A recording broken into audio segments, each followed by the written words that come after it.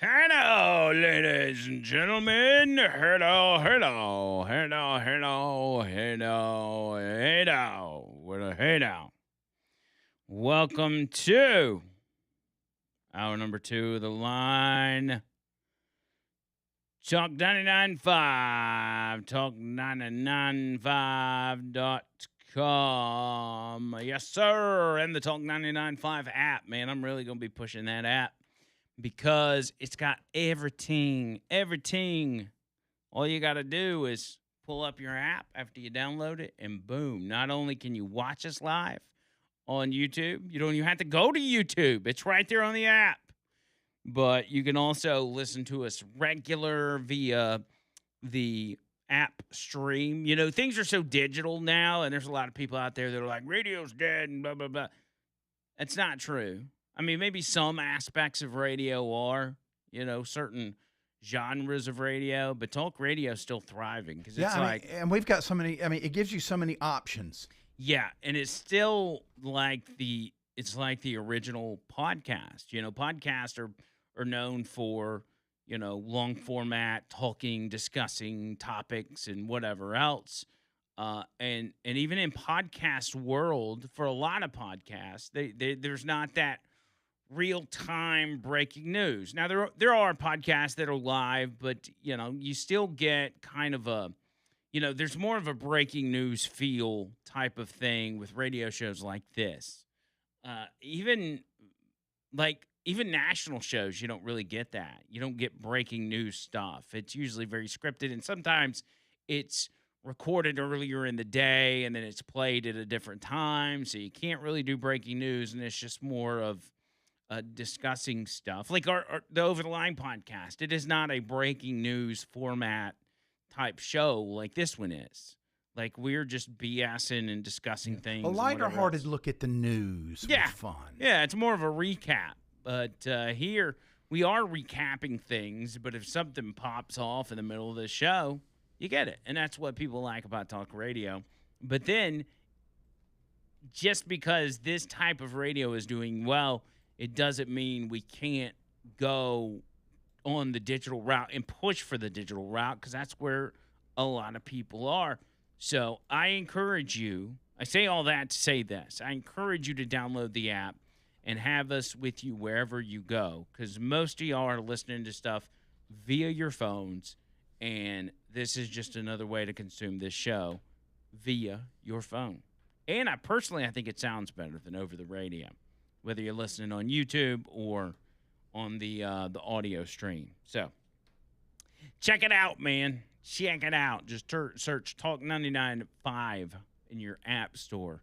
Even you weird Android users, you can type in Talk 99.5 on the Google Play Store. I'm just kidding, you Android They're not users. weird. They're rebels. You kind of are rebels, because the rest of us iPhone people were just kind of falling in line. Now, John Bird on his iPhone 16e, which stands for extremely crappy. It's just hard. It continues, man. He tells me before the show, he's like, yeah, I deleted my weather app over the weekend because did y'all get that kind of Amber Alert-esque thing over the weekend that was a warning it was like about run for cover. It was bad. It was telling you, warning for flash flooding. It was sometime Saturday afternoon. And he said, I deleted my weather app because I can't get this stupid alert off my phone. He shows me, and on his lock screen, he's still got that National Weather Service alerts on his screen. He's like, I can't get it off no matter what I do. And I was like, I said, here, hand it to me. And so I swiped it left, and the button that says clear popped up. I clicked clear, and it was gone. Yep. And whenever I did that, it would say open. That's all it would say. It would say nothing else. So I got online. I got on the forums. I got on Apple. Blah, blah, blah, blah, and tons of people were having that problem. Wait, you even looked it up, and it's yeah. You still couldn't find an answer? Yeah. And one guy was like, try deleting the weather app. I was like, okay. And I went into notifications and everything and all that. And I think what happened is it's like a jar of pickles.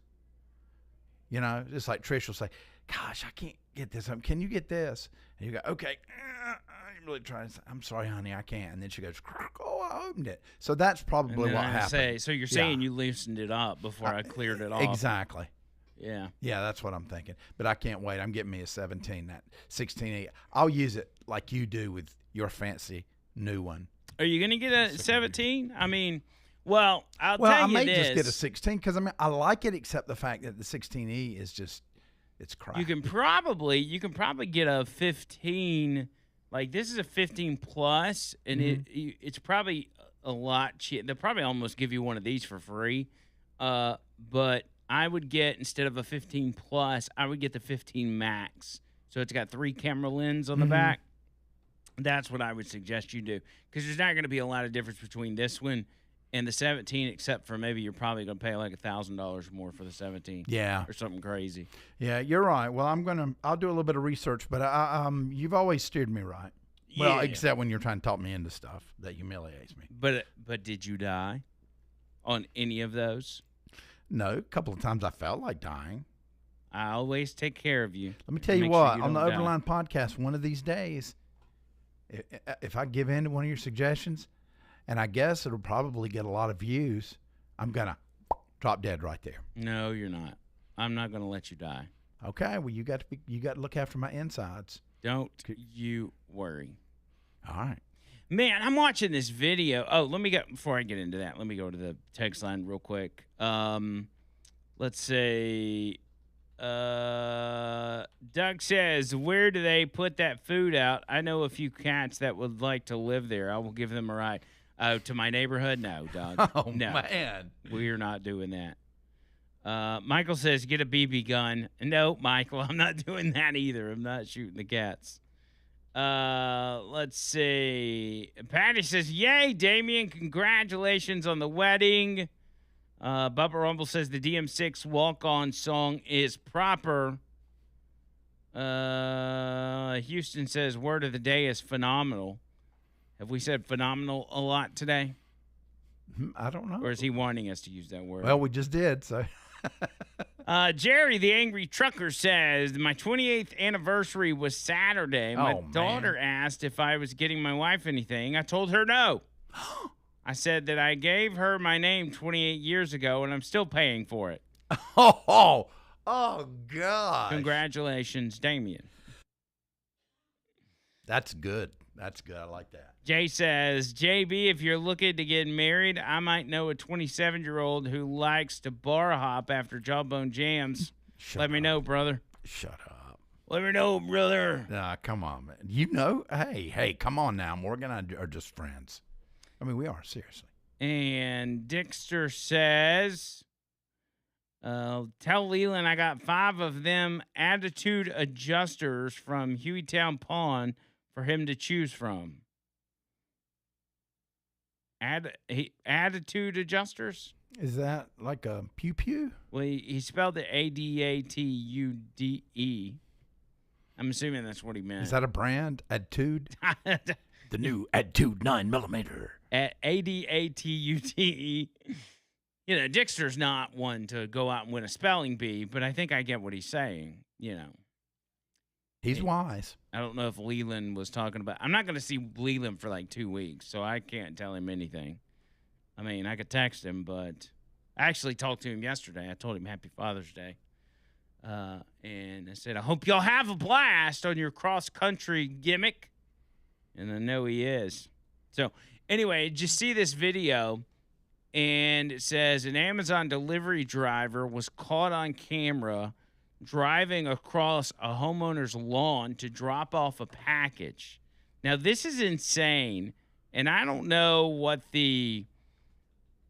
there's an IQ test involved in getting hired for Amazon. I mean, I think I know the answer. Actually, it would be no. And I'm sure there's a lot of competent Amazon drivers out there, John Bird, but this one is obviously not competent. For those of you watching on YouTube, I want you to watch this video right here. This is crazy. All right. This Amazon driver just drives, instead of pulling up the driveway and walking a little ways, pulls right through the middle of the yard. Oh, my God. Digging up the grass and everything. That's a nice yard, too. So they can just get out, take a few steps, and drop off the package. Look at this. Look at this madness. What a lazy Well, I mean, it's bum. understandable. Look at the size of the package. It's probably got to weigh at least 8 pounds. Oh, Oh, he's got attitude when he's walking. Look at him. I think it's a she. Oh, girl, what is wrong with you? Girl, what's wrong with you? Because I heard, although a lot of people can complain about it, that they pay pretty decent money. And then they turn around in the yard and drive back. So they're leaving tread marks everywhere. Oh, they didn't even follow their original trail. They made another trail through the lawn. What a jerk, man. That's cold. I think people just don't use their brain. I think that's the problem. Is that people are not paying attention out on the road, and I see it every day, and it terrifies me as my 16-year-old is driving around. And you do start to think more about that. And he's having to drive around like too much. Like he's having to take his mom places, and it's not like it's putting him on the road far more than he has to be. You know, their decisions have been made to create that situation. And so he really he's driving more than he has to, and knowing how people out there are driving, it makes me nervous. But at the same time, look at it like this. He also is getting a lot of practice, and that's important. Yeah, I mean, practice is important. I mean, is he on the interstate a lot? Yeah. He's not completely got the interstate figured out, but like getting to my house from my house to maybe the other side, like over to Blount County or whatever, he's got to take a little bit of interstate. But he relies on GPS to get him where he's got to go for now. At some point, he'll get used to it and he won't have to use that. But did he get a stereo put in? He's looking for some regular speakers to go in the front. Mm-hmm. He's got a 12-inch subwoofer in the back. Oh, dang. But he needs some new regular speakers and some tweeters, I guess. What size? Let me know. I know a guy. I think you got his number. You can text him. Yeah. Text him and ask him what size he's looking for, and then he'll tell you. The reason I bring up that video is because I had two stories I was holding on to. One of them is, and this is horrible dash cam video, but there's dash cam of this. One person dead and 32 others injured after a semi-truck loses control and jackknives on a Southern California freeway. Oh, man. Now, as I watch this happen, it's obvious one or two things happen there. Either the driver fell asleep or was just really not paying attention because they're in the right lane and they start slowly veering off to the shoulder until they finally hit the guardrail, which then bounces them back to the left into traffic over the median and then causes, a 30-something, 20-something car pileup. Oh, my gosh. And ends up killing a 58-year-old woman. More than 30 people were injured, including 10 who were hospitalized. 6 of those hospitalizations were children. According to the California Highway Patrol, at least 3 vehicles were involved in the pileup, but the precise number was unclear. Wait, three vehicles in the pileup and 30-something people got injured? How's that possible? Only 3? That's what it says, unless that's Were a typo. They buses? Or maybe one was a bus? It was in California, so maybe it was a human trafficking deal. Yeah, it could have been. Trying to get people across the border. Man. That is very concerning. Strange. But you know what? The reporting sucks. Back in the day, we would have known what the vehicles were. And then there was another one where a self-driving Tesla came flying through a family's home, killed a Texas woman. It's already started. And this one's crazy. So it says that, and I got to take a break, but 76-year-old Martha Mantilla, a grandmother, was killed in the crash. Authorities say the car was speeding and blew through an intersection, missing its turn. Law enforcement says the driver, 44-year-old Michael Butler, showed no signs of intoxication and is cooperating with the investigation. He's not facing any charges at the time, but he said that it was currently in self-driving mode. And that it was just going at a high rate of speed. I'm going to show you this, all right? So this is oh man. I mean, this car is flying, and who knows if it was really in self-driving mode, but if it was, that is well, they should be able to tell. Yeah, they should be able to tell. And, But this is a cause for concern if, in fact, this is the self-driving. Watch this. oh, I mean, that car was flying, oh my dude. gosh. That's not good. And apparently, Tesla is facing, let's see. It says Tesla is currently facing a federal investigation into roughly 3 million Teslas and a potential recall for its self-driving vehicles. See, we all said early on, like, the self-driving stuff was a little sketch. And yes, it seems cool. And yes, technology has advanced to a large degree. But still, I'm kind of like, are we really ready for it? Yeah, but I mean, at some point, it's got to happen because, I mean, you look at the vehicles over the years or that have been recalled. And, you know, I mean, just like look at Ford. Yeah.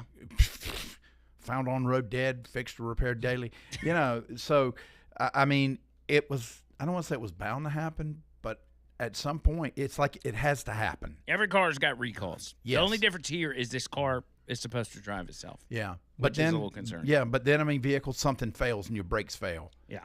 Same kind of thing. All right, let's hit the break. 205-545-9950. If you want to get in, we'd love to hear from you. A lot of headlines coming up right after this.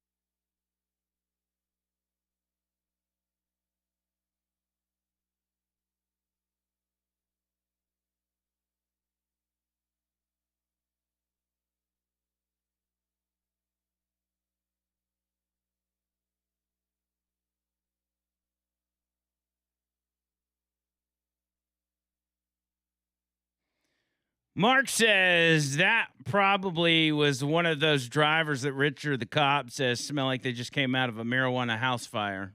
I think he's talking about the Amazon delivery one, which is probably pretty accurate, if you ask me. It's probably dead on. So anyway, a couple little small things that I knew John Bird would get a kick out of. I actually do that, John Bird. I put on the front end stories that I think you'll get, or at least relate to you in somehow. Oh, And not because you're 62 or anything, but you know, are you a fan of Rod Stewart? no. No. Why? I mean, I just, I don't know. I mean, he's a good guy, and I play Maggie May at my show, and that's an incredible song. He's a great songwriter. I don't know. There's just something about him. I mean, I like a spiky hair and all that, but Well, he had a show in Utah the other day and had to pause his show after nearly fainting. oh no. And had to use an oxygen tank. Had crew members come out there and put a mask on him with an oxygen tank and pump him full of some good old fashioned oxygen. Man, well, he's in his 80s. The fact that he's performing is incredible. So I mean, did I say I didn't like him? No, I was joking about that. I really like him. I think he's great. Well, we've come to a point in time when the men and women who created the golden era of rock music are in their late 70s or 80s, right? Mm-hmm. And so many have died or retired, but there are some that keep plowing away as best they can. And I don't know if it's to make money or maybe In some cases, it is, especially with streaming nowadays. maybe to generate money for their grandkids or the kids, you know, to make sure they're well off. Which, hey, if your parents are in their late 70s and early 80s and they're still working to make sure you have a good life, that probably means you got some good parents, right? Mm-hmm. So that applies. I don't know if he's doing this for his kids or if he's got kids or whatever. Mm-hmm. But Rod Stewart, 81 years old, still touring and doing his thing. This was about a week ago. He had to cancel a show at the last minute over health issues, only to be seen attending a World Cup match and indulging in alcoholic beverages the day after. And now he was forced to pause his Friday night concert in Utah and breathe oxygen from a tank on stage, explaining afterwards that he nearly fainted. He was, because during the song, he was like leaning up against the piano, and then he'd go to lean up against the big screen, and then they finally came out there and put the mask on him so he could stay alive. Rock and roll, baby.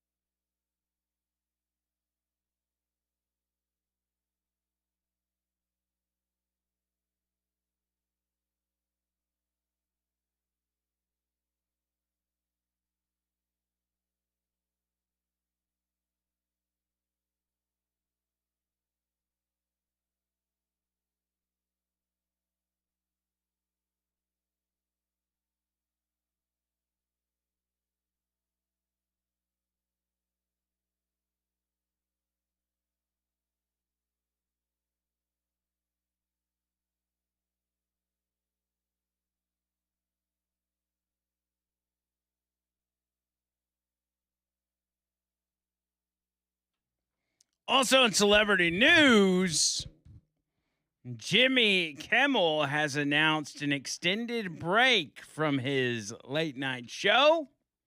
Uh-oh. What do you think that means? Turn out the light. The party's over. He says he's going to be gone for 2 months. And so is this vacation? Is he checking into a TDS rehab? Is it from the network? Is it from the network? We don't know.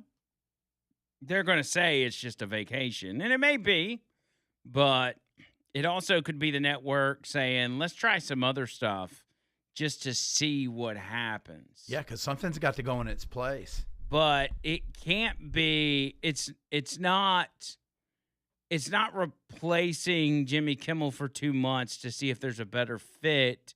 Like, it's not to find someone that may be middle of the road or less TDS-y, because the hosting duties are going to be a rotating cast of guest presenters led by Rosie O'Donnell. Oh, my gosh. So they're going to start, from what I understand, they're going to start this rotating carousel of hosts, and they're starting with Rosie O'Donnell. Rosie O'Donnell. I mean, have you seen her lately? Is she really in the kind of shape to host a late night show? Yeah, she looks so weird. Well, She looks rough. Like, how do you put that on TV? I guess they figure she's done a show before, even though it was daytime. But she's, done a show before. I wonder if they're going to go down that road. He said, I will be taking the next 2 months off, this time voluntarily. Among the other guest hosts set to fill in are Tiffany Haddish, Coleman Domingo, Ike Barinholtz. Ike Barinholtz is doing it? You know who that is? No. Anthony Anderson and Jelly Roll. Jelly, what have you done, son? What is You've gone going back over on, to the dude? dark side. I mean, I don't know who any of these other people are, but Jelly Roll's not some... He doesn't seem like he's suffering from TDS. I don't ever hear him talk about politics. And so he's going to have to... There have been cracks in the armor. Oh, have there? Yeah. Well, this whole thing with the divorcing his wife or whatever you want to call her. I mean, there's just been... Do you think they're working us on that deal? Because Jelly Roll comes out to a concert and says, the rumors are not true. Don't listen to the internet. Bunny is my best friend, and I'm always going to love her. Almost is like, he's like, we're not splitting up. But then well, that also could be taken as, and she's my best friend, but we've decided. But he didn't say it that way. Right. And so, but she's definitely saying they're splitting up. There's definitely divorce filings in court in Nashville. So it's like, what's really going? Is this a publicity stunt? I don't know. Well, we know what the entertainment business does. It chews up and spits out, whether it's music, Hollyweird, He said, I asked one of our Commander-in-Chief's all-time favorites, Rosie O'Donnell, to be here to keep the hits coming. So I guess she's going to be kind of the staple. I don't understand what her role is going to be. Now, she spent much of the past year living in Ireland after leaving the U.S. following Trump's victory in 24. They don't want her. So I guess she's coming back for a little she had while. some kind of problem with the government over there.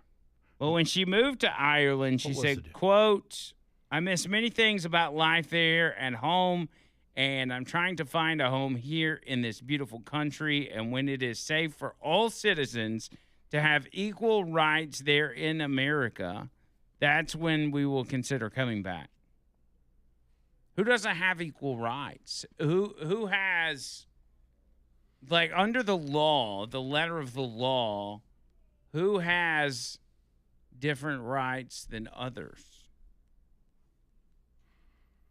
Nobody. Do you know, like, is there some law where there's somebody that can't do something that I can do? Nope. You've just got to be willing to work for it. You know, and just not have it handed out to you. Her long-running feud with Trump stretches back nearly 2 decades, but escalated last year when the president publicly suggested he was considering revoking her citizenship. You know, you should do it now, which is she comes back to host Jimmy Kimmel and, like, just completely screw up. Put her on the terrorist Jimmy list. Kimmel's staff, like, yeah. Put her on the no-fly list. Trump wrote on Truth Social, because of the fact that Rosie O'Donnell is not in the best interest of our great country, I'm giving serious consideration to taking away her citizenship. He is just, man, he's the ultimate gaslighter. He says she is a threat to humanity and should remain in the wonderful country of Ireland if they want her. God bless America. That's funny. Well, now I guess I can finally go to that trip to Ireland I've always wanted to go on. Yeah. Sounds like it's a great place. Yeah, now that she's gone. She's going to be back here, and John Bird's going to be going to Ireland. That's right. Hey, we got some bigotty. Father's Day, as we noted, was yesterday, and I hope all the dads out there had a great day. Yes. Everything was great, wonderful for you, and you got to spend time with your people. But the New York Times, you remember, first of all, that letter we wrote about having the secret family dad? Yes. That was a parody, obviously, but I thought that was incredibly funny. It was. The New York Times published a Father's Day piece, and it's exactly what you would expect from the New York Times. It was an essay about a transgender dad explaining gender identity to a young daughter. It was titled, quote, "To my daughter, my gender was never complicated." It was it was presented as a personal parenting reflection. It says, in one cartoon, the narrator writes, quote, I've been living as a trans man since I was 18 years old. But when my wife and I had Elliot, I had to learn how to be a trans dad. The child in the comic repeatedly asked the obvious questions that woke adults pretend are complicated. The kid in the article, it was like a cartoon type thing, like a comic book type thing. Mm-hmm. It says, the kid says, how did you grow a mustache if you were a lady? In another one, the child says, quote, that's what my dad used to be called. Another panel shows children playing on monkey bars. One child says, quote, you can't grow a beard. You're a girl. The narrator's daughter responds, quote, my dad did, and he was a girl. This is what the New York Times chose to elevate on Father's Day. Father's Day used to be one of the least controversial holidays in American life. It was about honoring fathers, grandfathers, and the men who sacrificed for their families. Yeah, but entertainment took care of that. They took care of old dad. And now looking back on it, you know, with it being funny and all that, dads in sitcoms and everything were always, always dumb. They were stupid. Yeah, treated like big Neanderthals. Yeah, buffoons. And Father's Day has gotten, I think over the years, has gotten less and less of a celebration. Yeah, it was. And now it's a joke. It was about the importance of dads. Yes. You know? But in the world of the New York Times, even Father's Day has got to be turned into a lesson of gender ideology. Gosh, man. It says the point of the piece is not simply to tell a family story. It's to normalize a worldview in which the most basic human realities are treated as outdated social constructs. Fatherhood is no longer necessarily connected to being male. Motherhood is no longer necessarily connected to being female. Children are expected to absorb adult identity politics and repeat them back to the world. And the most revealing part of this cartoon is that the child is not confused by reality. The child understands exactly what adults are trying to complicate. Children know they are that they're boys and girls. They know fathers and mothers are different. They ask direct questions because, unlike adults in woke institutions, they've not yet been trained to pretend that the obvious is mysterious. Exactly. But instead of recognizing that, the left uses children as props in its cultural revolution. And that goes back to what they've done in the universities for decades now, injecting this liberal ideology to the extreme into universities and now into grade schools to create generations of kids that are just have this warped worldview. So the essay frames the daughter's blunt questions as part of a touching journey of acceptance. But many parents will see something else, a child being asked to process an adult's gender identity and then explain it to classmates, strangers, and the world. One panel shows the daughter telling a bakery worker, quote, "That's what my dad used to be called." Another shows the child talking about the parent's surgery at the school. Another shows the parent saying, quote, "I had to trust her with the most vulnerable version of myself." Do you imagine being a dad and going up to a child and saying that? Yeah, I mean, you're saddling them with a burden that they have no business carrying. Your burden, your gender dysphoria, and you're puking your gender dysphoria all over children. And that's what this trans movement does. That's what's so crazy.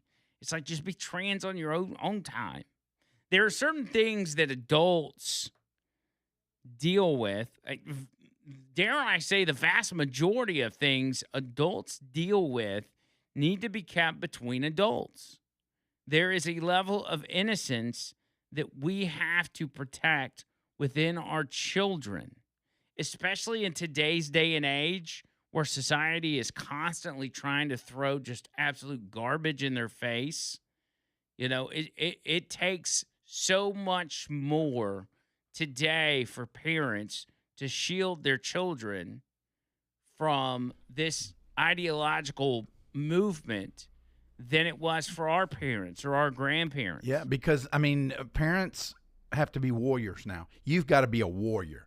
And, yeah, back in the day, there was no thought of our parents sitting us in front of the TV and watching whatever on basic cable because there was no fear that there were going to be two dudes kissing or a story about a dad that's really a woman and pregnant or whatever and confusing the hell out of a kid. But now you can't trust it. You can't trust the internet. You can't trust the streaming services.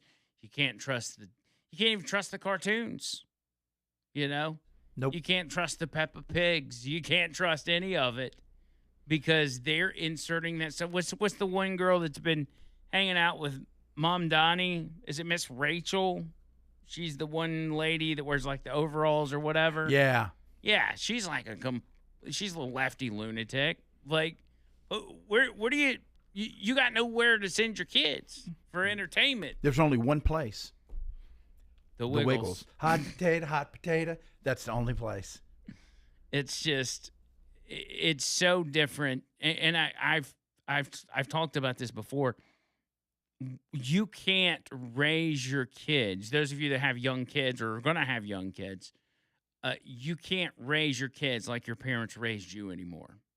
And traditionally, you've been able to do that. People have been able to do that. They raise their kids the way they were raised, the good and the bad. If you were raised in a bad situation, sometimes parents are like, I don't want my kids to grow up like I did. But then in a lot of cases, how they treat their children is how they were treated when they were growing up. And you just can't, you got to parent in a whole different way these days in order to protect the innocence of your children. It's just, it's the facts of life, and there's no way around it. Anyway, 205-545-9950. Let's keep it going. Speaking of Father's Day, Joe Biden with a Juneteenth celebration and mention, should I say. A little ironic considering that Joe Biden didn't even know what Juneteenth was before he got into office. We'll talk about that next.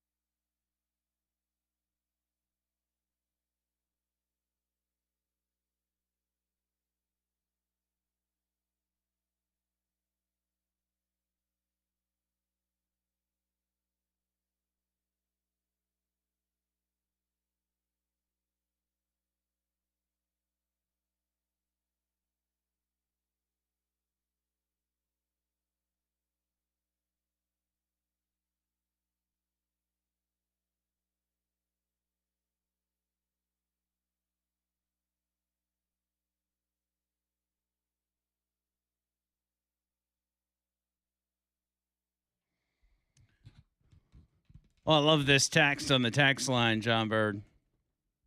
What is it?